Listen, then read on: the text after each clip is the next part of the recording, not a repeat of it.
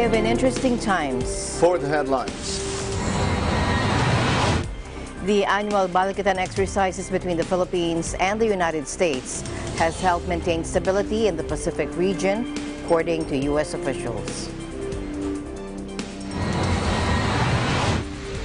Reiwa, Japan, Monday revealed the name of the era that will define the new emperor's reign when he ascends the chrysanthemum throne next month, following the first abdication in around 200 years. China and New Zealand signed a series of agreements at the Great Hall of People in Beijing during a visit by New Zealand's Prime Minister Jacinda Ardern. And Arthur Brand has done it again. Just a couple of weeks ago, the Dutch art detective turned Picasso's 1938 painting Bus de Femme, or Dora Maar, over to an insurance company which has remained anonymous.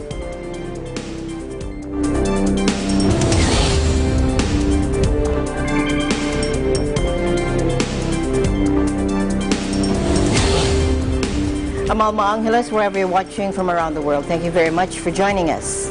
We welcome our viewers here in the Philippines and around the world. Good evening, everyone. I'm Sam Cepeda. And now to the news.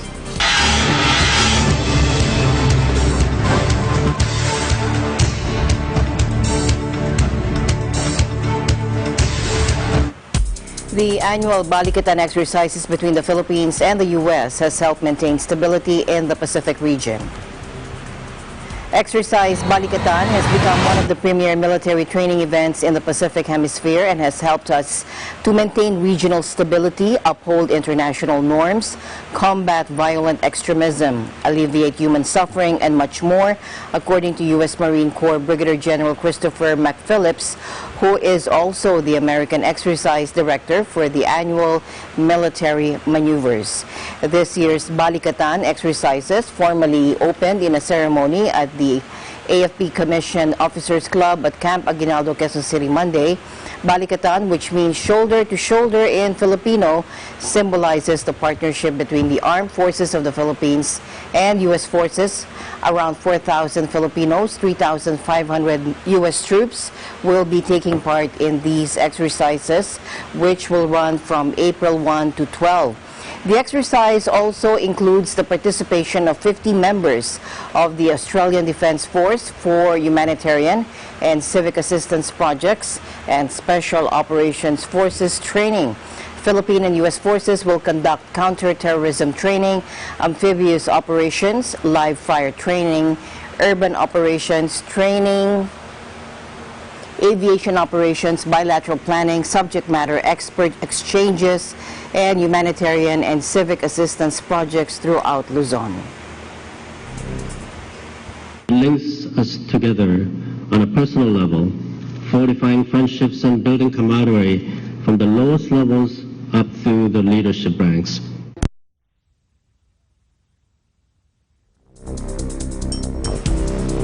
Reiwa, Japan, Monday revealed the name of the era that will define the new emperor's reign when he ascends the chrysanthemum throne next month, following the first abdication in around 200 years.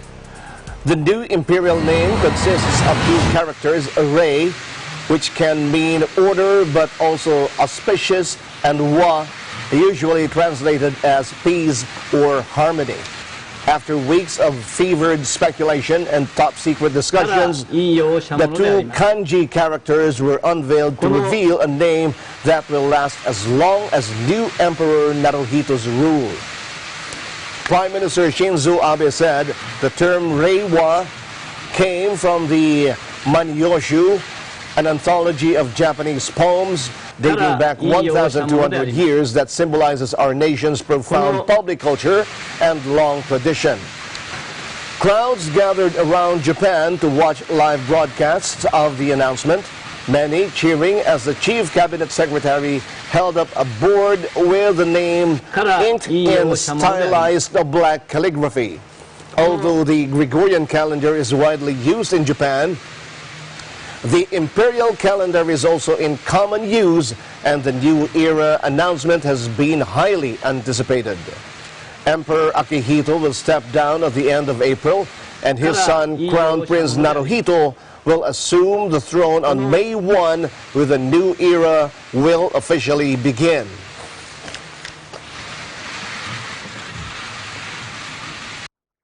Koれからのことを思うと、とても厳粛な気持ちになりますが、両陛下がなさっておられるように、国民に常に寄り添い、人々と共に喜び、あるいは共に悲しみながら、象徴としての務めを果たしてまいりたいと思います。Era that defined the reign of Akihito was known as Heisei, or peace prevails everywhere.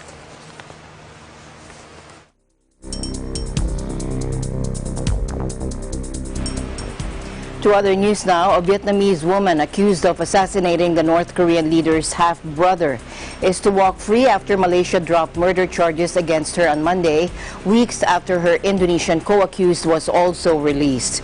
Don T. Wong, who was the only suspect in custody for the killing of Kim Jong-nam, pleaded guilty to the lesser charge of causing hurt by a dangerous weapon after her murder charge was downgraded by prosecutors on Monday. The 2017 killing of Kim Jong-nam with a toxic nerve agent at Kuala Lumpur's International Airport shocked the world, but Doan T. Wong's guilty plea to the lesser charge of causing injury makes her the only person convicted in the case. Malaysia allowed the two women suspected North Korean handlers to leave in the days after the murder amid a furious diplomatic row, as Seoul accused Pyongyang of plotting the Cold War-style hit. Wong and an Indonesian woman, Siti Aisyah, were initially charged with colluding with 4 North Korean men to assassinate Kim Jong-nam at Kuala Lumpur International Airport on February 13, 2017. The two women smeared Kim's face with a highly toxic VX nerve agent. Both pleaded not guilty and said they had been tricked by North Korean agents into taking part in what they thought was a harmless prank for a TV show. Last month, prosecutors dropped the case against the Indonesian defendant and released her, but Wong remained in detention. Wong's defense counsel called that decision discriminatory and urged the prosecutors to drop the charge against her. The Vietnamese government is thought to have pressed Malaysian authorities to free Wong. We are happy this morning that it's come to a happy ending, that the one can look forward. There's a date for her that she can go back home, and that date is very near.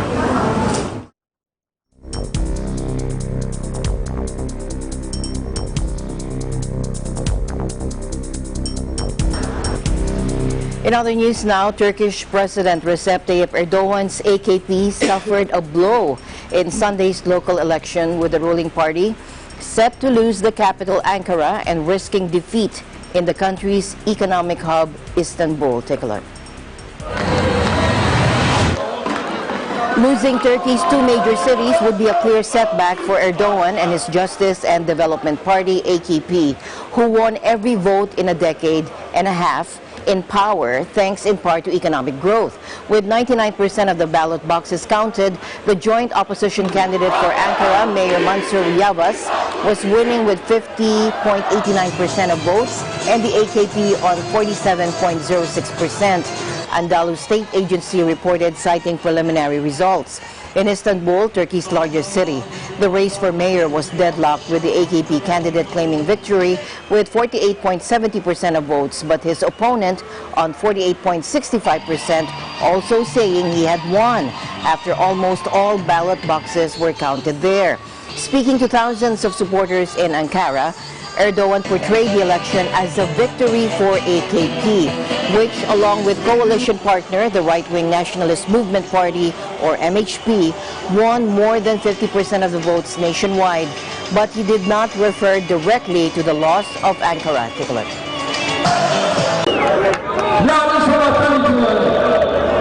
Eksiklerimizi tespit ve telafi etmenin çalışmalarına başlıyoruz. Şu anda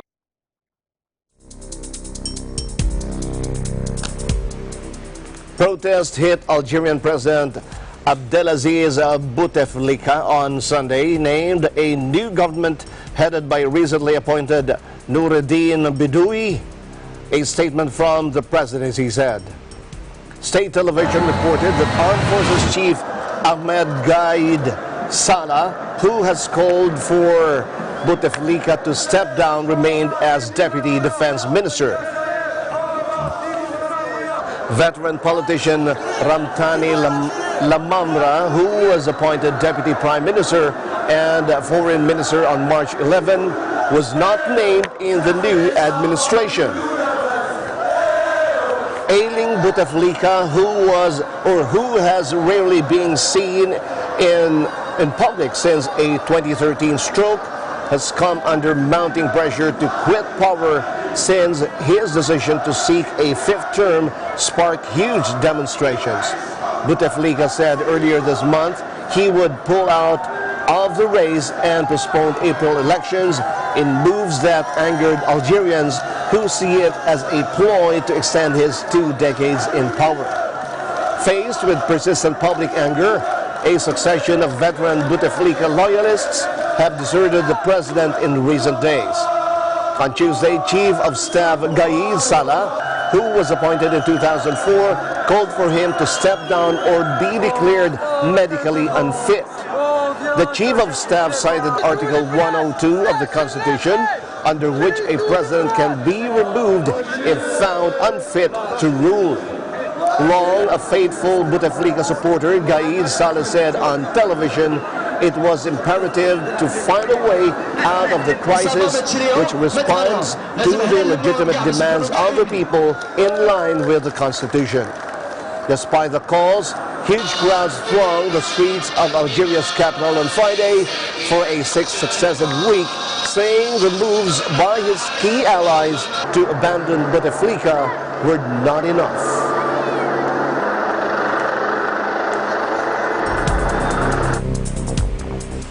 Meanwhile, Venezuela's President Nicolas Maduro announced 30 days of electricity rationing on Sunday after his government said it was reducing the length of the workdays and keeping schools closed due to the devastating blackouts plaguing the country. The measures are a stark admission by the government, which has sought to blame repeated blackouts in March on sabotage, that there is not enough electricity to go around, and that the power crisis is here to stay. Speaking on state television, Maduro said he had approved the 30-day plan to ration power with an emphasis on guaranteeing water service. Take a look. Estamos concentrados, en primer lugar yo concentrado en reponer, recuperar, reconstruir todo lo que se ha dañado con estos golpes eléctricos y en restituir de manera paulatina, en un régimen autoadministrado de carga, restituir el servicio eléctrico a nuestro pueblo. Ha aprobado un plan de 30 días para ir a un régimen de administración de carga, de equilibrio entre todo el proceso de generación, los procesos seguros y asegurados, valga la expresión, de transmisión y los procesos de servicio y consumo a lo largo y ancho del país. Crippled infrastructure, little investment in the power grid, and poor maintenance have all contributed to electricity problem. Add to that the country's economic deep crisis, eye-popping inflation rate, and the brain drain of qualified personnel. Some 25,000 people in the electricity sector have left the country, part of the 2.7 million Venezuelans who have emigrated since 2015, and you have the makings of a crisis with no end in sight. The Maduro government has blamed terrorists for alleged attacks that have damaged the Guri hydroelectric power plant, which generates 80% of Venezuela's electricity. The Guri plant, however, was already showing signs of trouble back in 2010. Then President Hugo Chavez said that electricity would be rationed in some Venezuelan states because water was low at the Guri Dam due to a drought. With no electricity, pumping stations can't work, so water service is limited. Street lights and traffic lights go dark. Pumps, fuel stations stand idle, and cell phone plus internet service is non-existent.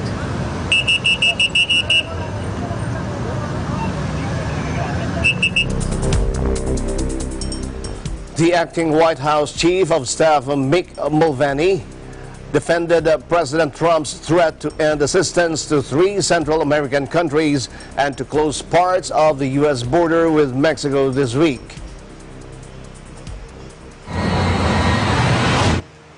He said that it would take something dramatic to prevent Trump from carrying out the plan.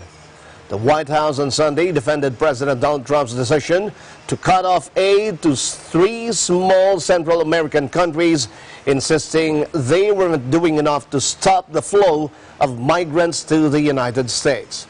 Trump announced the aid cut off to El Salvador, Honduras, and Guatemala last week and threatened once again to close the U.S. border with Mexico in response to the migrant surge.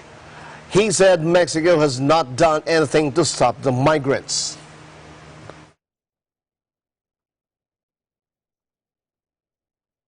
We have this ridiculous catch and release program where you catch them and then you're supposed to release them. And you release them into our country. And we've been very, very tough. And the Border Patrol has been incredible, I have to tell you. The people in the Border Patrol, the job they do is unbelievable. But Mexico is going to have to do something, otherwise I'm closing the border. I'll just close the border. And with a deficit like we have with Mexico and have had for many years, closing the border will be a profit-making operation. When you close the border, also, you will stop a lot of the drugs from coming in. We're not going to give them hundreds of billions of dollars and tell them that they're not going to use their strong immigration laws to help the United States. So there's a very good likelihood that I'll be closing the border next week.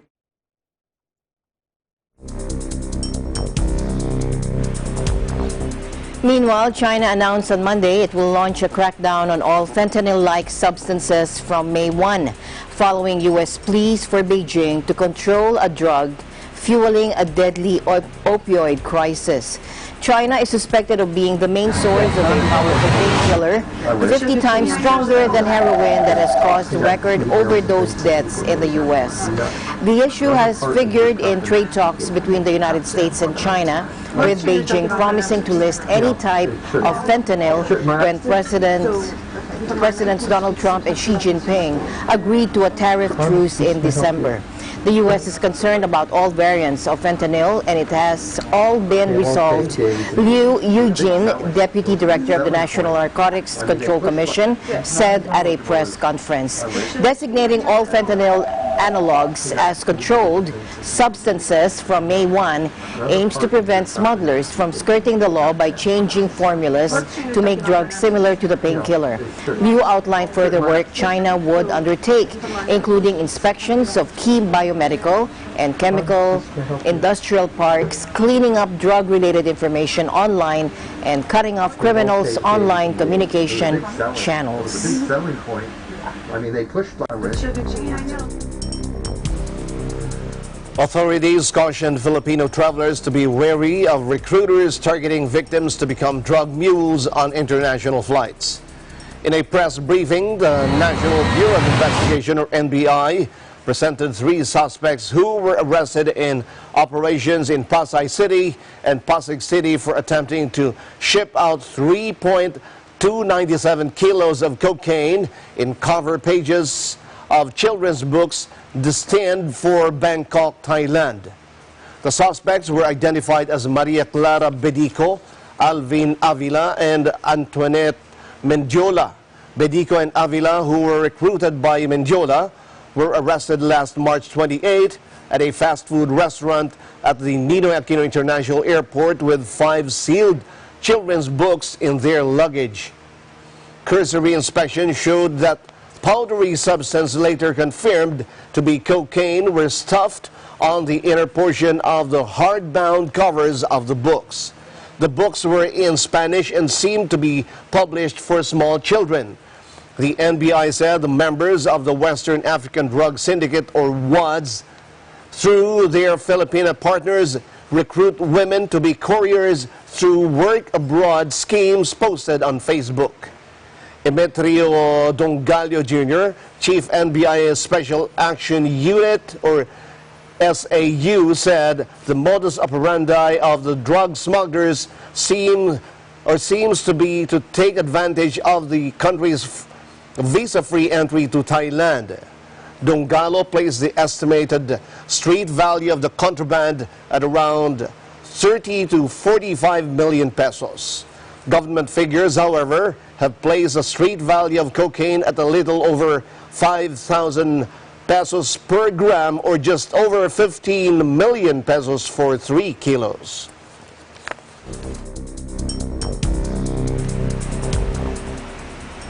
British MPs will again attempt to chart a new Brexit path on Monday after rejecting Prime Minister Theresa May's deal for a third time, leaving her strategy in tatters and the country in limbo. With less than 2 weeks to go until the day Britain risks crashing out of the European Union, MPs will hold a series of votes to try and find a majority-backed plan to end the current crisis. Britain voted by 52% to leave the EU in a 2016 referendum, but the process has been mired in divisions between Brexit supporters over the terms of the divorce and what kind of future ties to seek. The government struck a deal with the EU in November, but Parliament has refused to ratify it, forcing the government to seek a delay to the originally planned departure date of March 29. The EU's offer of an extension until May 22 was conditional on MPs approving the deal last week, despite Prime Minister May's promise to step down if they voted for the deal. An attempt to get Brexit hardliners to vote for it, they failed to do so. Mr. Speaker, I fear we are reaching the limits of this process in this House. This House has rejected no deal. It has rejected no Brexit. On Wednesday, it rejected all the variations of the deal on the table. And today, it has rejected approving the withdrawal agreement alone and continuing a process on the future. This government will continue to press the case for the orderly Brexit that the result of the referendum demands. Mr. Speaker, the House has been clear. This deal now has to change. There has to be an alternative found. And if the Prime Minister can't accept that, then she must go, not at an indeterminate date in the future, but now, so that we can decide the future of this country through a general election. The government must now make a new request to the European Union at an extraordinary summit on April 10 or leave the bloc without a deal on April 12 with potentially chaotic economic consequences. A longer delay beyond May 22 would have the bizarre consequence of Britain having to hold European Parliament elections like other member states.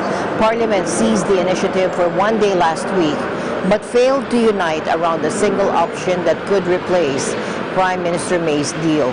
Frustration is growing within the bloc, with European Commission President Jean-Claude Juncker on Sunday telling an Italian TV station that the EU is running out of patience with Britain.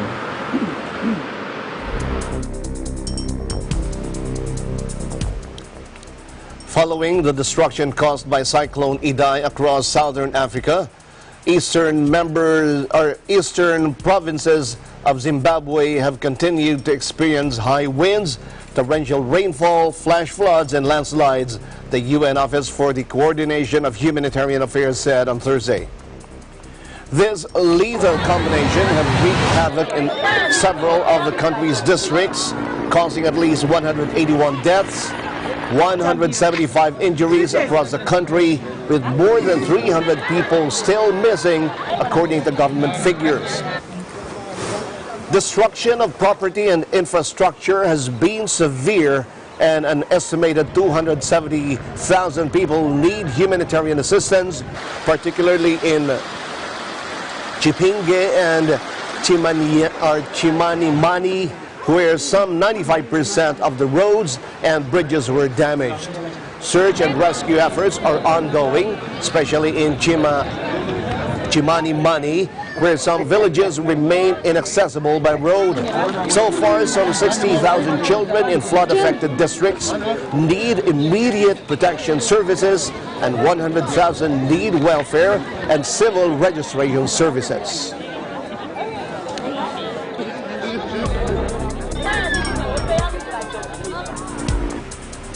A rise in new cases of deadly Ebola virus in Eastern Democratic Republic of the Congo has been announced, while authorities say that progress is being made in accessing communities that have been wary of outside help.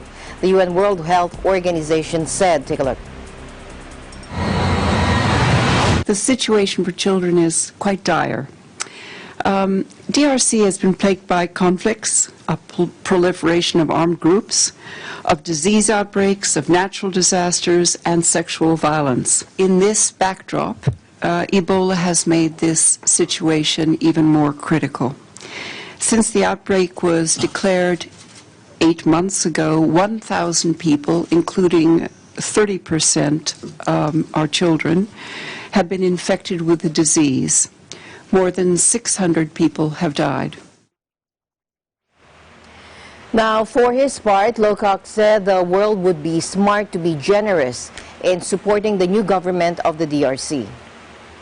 The world would be smart to be generous in supporting the new government of the DRC, and the president, we know, is doing some outreach himself and talking to key leaders and countries, and we hope he'll get a positive response. Certainly the UN will do everything we can to support the people of the DRC and express our solidarity with them and try to enable the country to move forward.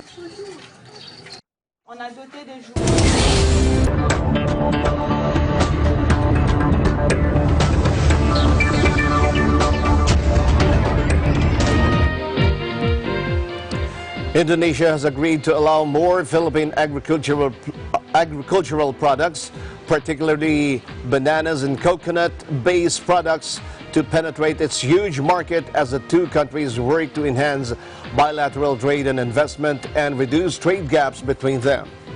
The Indonesian delegation, led by its visiting Trade Minister Enggartiasto Lukita and Indonesia Ambassador to the Philippines, Sinyu Hari Sarundajang, and Philippine key officials on Monday signed memorandum of understanding emphasizing the importance of opening each other's market.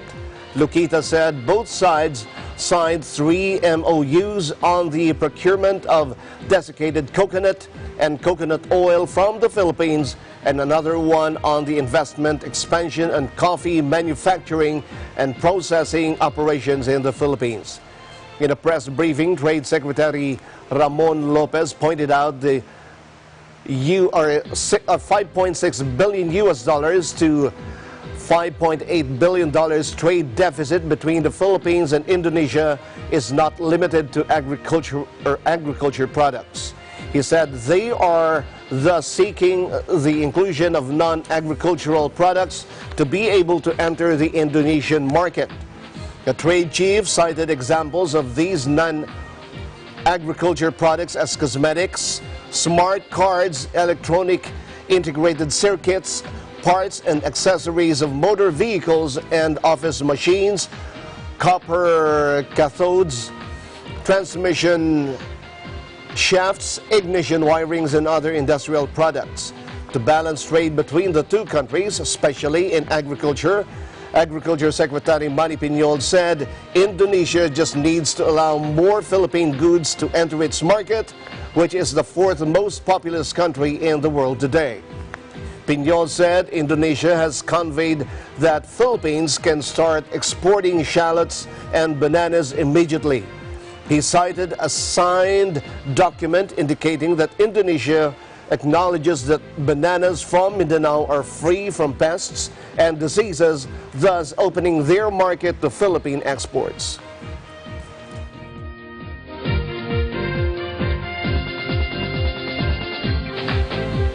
In other business news, China and New Zealand signed a series of agreements at the Great Hall of the People in Beijing during a visit by New Zealand's Prime Minister Jacinda Ardern. Take a look.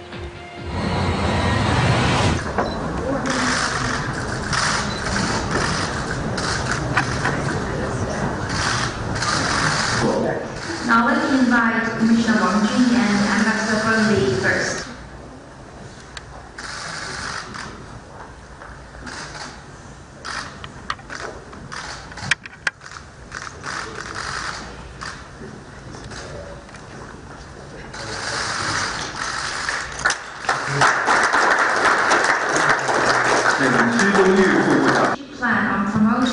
Agriculture Corporation from 2019 to 2023 with the Ministry of Agriculture's People's Plan on Promoting Agriculture Corporation from 2019 to 2023 with the Ministry of Agriculture's People's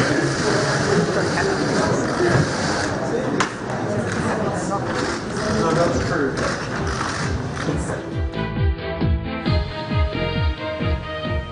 Heading now to London, members of the Iglesia ni Cristo from the local congregation of Heathrow conducted a Kabayan Ko Kapatid Ko, My Countrymen, My Brethren, Overseas Filipino Workers Appreciation Day. Erica Celestine reports. Let's listen in.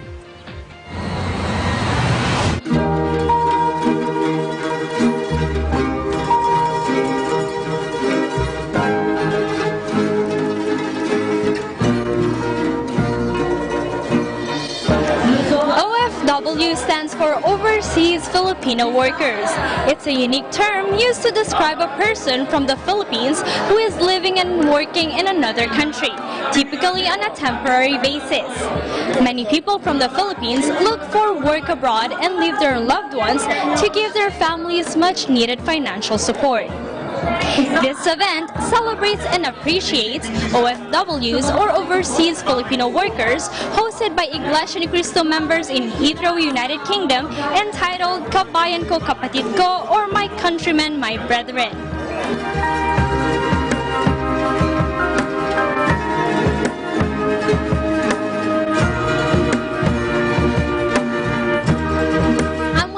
Eusebio, and she is one of the organizers of this event, which is OFW Appreciation Day. Hello, Kathleen. Hi, Erica. How are you? I'm all good. How about you? Good. I'm good. All right. Can you tell us more about this event? So basically today was the Evangelical Mission as well as the OFW Appreciation Day. So in this event we aim to not only share our faith with our fellow Filipinos in the UK, but also to appreciate the OFW in the UK, to get to know more of our guests, share our food with them while we make conversations with them and get to know them as well at the same time.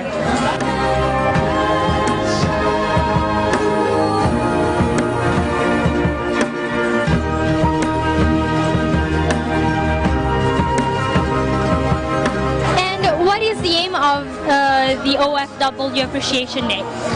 It's basically to appreciate all the hard work and the sacrifices that all the OFW friends and loved ones that we have. I'm sure for many years that they have been in the UK, it hasn't been easy for them being away from their family. It's just right and proper to acknowledge everything that they have done for the country as well, for the Philippines. I am the labor attaché. Part of our job is, of course, educating our Filipino workers. I'm so thankful to Iglesia ni Cristo for inviting our Philippine embassy here. My name is Sarah Ecott. I'm a guest at the church today. It's my second time coming. I really like this event. I found it really, really interesting, and I strongly agree with everything they say. Honestly, it's been definitely an eventful day, and I obviously learned so much from this. Yeah, I really love it. I think my favourite part is just the environment and how friendly everybody is, and how if you're having a bad time, you could obviously come to anyone and you just feel supported and everything. I really enjoyed it. Yeah. And of course, I enjoyed the most seeing a lot of our kababayan here. This is the first OFW day here, and we are proud to be a part of it. In fact, I was looking around and also meeting a lot of our kababayan here, and we are enjoying also the food that they have prepared for us. And I think this activity, the appreciation for OFW, is very relevant, and because we have to recognize our Filipinos who have been doing a lot for our country. From the sights and sounds of Filipino culture brought to life in this exciting event, the INC members in Heathrow, United Kingdom have made a special effort to appreciate the hardworking OFWs and introduce all to the Iglesia ni Cristo.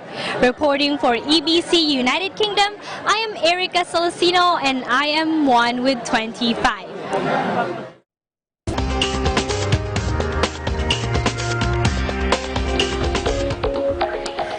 People across North America shared how they help care for the environment. Take a look. We do a lot of recycling at home, like with our cardboard. We take in our bottles all the time. We try our best to compost too. And to encourage others, we just tell them to do it. It's good for the environment, and you know, it's a good practice, especially for future generations. So I make sure to separate the cardboard with like garbage and food into like, recycling and trash.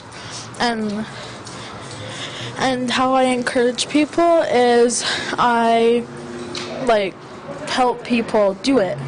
And for Earth Hour, I will turn off the lights in my room for 1 hour. For Earth Hour, I'm going to turn off my switch for a whole hour. The things that I do to help preserve the environment are by recycling water bottles, cans, and glass bottles. And I'm also aware of where I throw away my food and where I throw away my trash, and then I also conserve energy. The way that I help others also preserve the environment is by constantly reminding them that there are a lot of ways to actually preserve the environment. Easy stuff just like carpooling and even using reusable containers.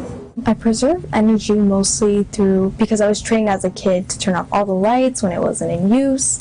I preserve like water, so like when washing dishes, brushing my teeth, and lessening the time in the shower, because I mean, who needs that much time in the shower? And also my grandma really helps me out. She encourages everyone to get solar panels, and yeah. So I really see a lot of people littering, and so when I see it and I can control it, I definitely tell them. I definitely go out of my way to throw it away myself if they're too lazy or anything. For example, I went to a concert and this girl was holding her water bottle and she was like, "Do you mind if I put it on the floor?" And I was like, "Nope, I mind. I will throw it away for you." Yeah, littering is terrible. Also, being mindful about where trash goes, like separating it, so recycling, trash, compost, being able to like know where everything goes and separating it, even if I can help someone else do it, I feel like that is a great impact on everyone else as well. I try my best to recycle as much as I can, and also like washing my car when it's raining outside, and also watering my plants in the afternoon. Also trying to prevent people from producing waste like littering and throwing trash out in the freeways. I encourage my boyfriend to recycle because they drink a lot of water, a lot of bottled waters, and I also encourage my little brothers to, it makes it fun for them to squash all their cans, and then they make it an activity so it's more fun for them.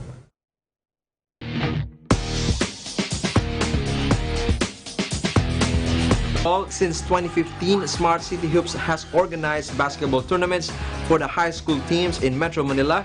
This time around, the league is adding a seniors division. The 2019 Smart City Hoops Summer Classic will have a 25-other division that will be composed of 8 of the top collegiate teams in the country. College of St. Benil Blazers were victorious in their game against the Far Eastern University 76-61, and the Blazers were in control of the ball game from the start to finish, suffocating the Tamaraos with their defense and creating more turnovers for FEU and creating more opportunity for the CSB to convert those turnovers to points. 5 seconds to shoot. FEU tried to claw its way back in the third quarter, cutting its deficit to single digit on several occasions. But the Blazers held the fort to stay on top 76-61 heading into the final frame. Led by winger Justin Gutang, who made 15 points, they overpowered the Tamaraos until the end of the fourth quarter. We have more preparations than them. Siyempre, NCAA kami, UAP sila, they only started a few months ago compared to us. We already started from last year. No? Then, siguro right now with the way we're playing, we just are more mature in terms of how we want to play the game. Coming from last season in the NCAA, we had so much turnovers and we wanted to focus on that. And today we only had 13, if I'm not mistaken. And that's already a big character test for us playing against teams like FEU. Lessening our turnovers would be able to get more chances or opportunities for us to score. And it's also good that FEU made a comeback. They led, I think, 3 points towards the end of the third quarter, and we managed to hold on to our momentum. Maybe that's one thing. We were already much prepared compared to FEU. No? I'm sure it wouldn't happen the next time around. We see them, and when they are more prepared in terms of their team concepts and philosophies, it'll be a better game. We've been working on our individual game. We're working on our skills upgrade, but at the end of it, it's always the team game. It's always to win the games when we play against opposing teams, and hopefully we get to continue with the exposure that we want, as this is a summer exposure for us, preseason exposure before the NCAA.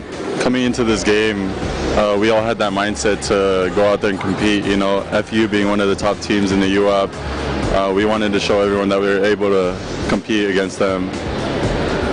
So everyone, I think, stepped up today. You know, it wasn't a solo effort, it was more of a team effort, which is what we want.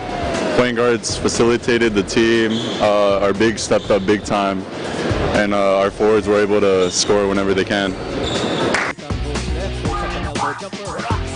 Meanwhile, these are the results of the games today in the NBA.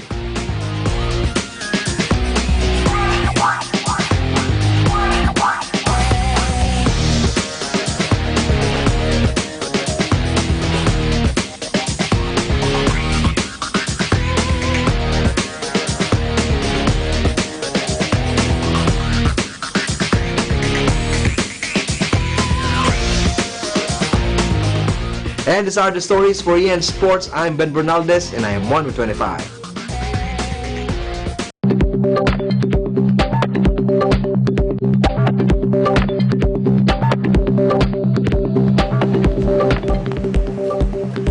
Arthur Brand has done it again. Just a couple of weeks ago, the Dutch art detective turned Picasso's 1938 painting Bust de Fame, or Dora Maar, over to an insurance company which has remained anonymous.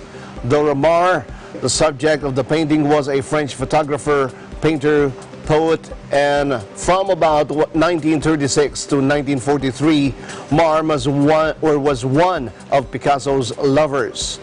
After he painted the artwork in 1938, he kept it in his own collection, and it remained there until his death in 1973. The painting was eventually sold to Sheikh Abdul Mohsen Abdul Malik Al-Sheikh, a Saudi billionaire. He kept the painting on his yacht, Coral Island, until 1999, when it was stolen from the ship while docked in France. For the next 16 years, the whereabouts of Dora Maar were completely unknown. Many feared that the painting may have been destroyed.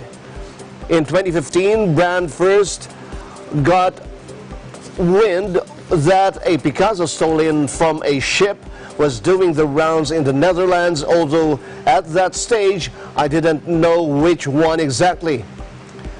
It turned out that the painting had entered the criminal circuit, where it circled for many years after being used as collateral, popping up in a drug deal here, 4 years later in arms deal there. Two representatives of a Dutch businessman contacted me, he said, saying their client has the painting. He told me it's in the hands of a businessman who got it who got it as payment, and he doesn't know what to do with it, said Brand in an interview. I talked to the two guys and we made a plan to get it out of his hands.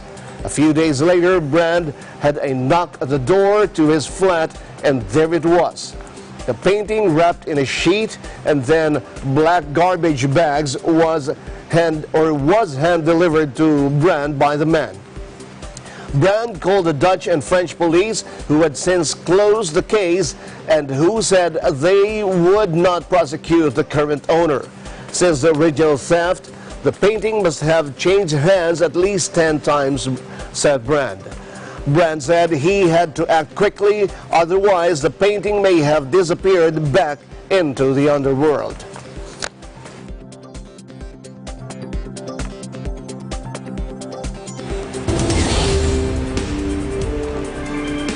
Nice story. Don't forget to like us on Facebook, follow us on Twitter and Tumblr. Also check out our boards and pictures. Also check out our boards and on Pinterest and pictures on Instagram. I'm Sam Cepeda. Thanks for joining us. And that's it for tonight's broadcast. I'm Alma Angeles, and we are one with 25.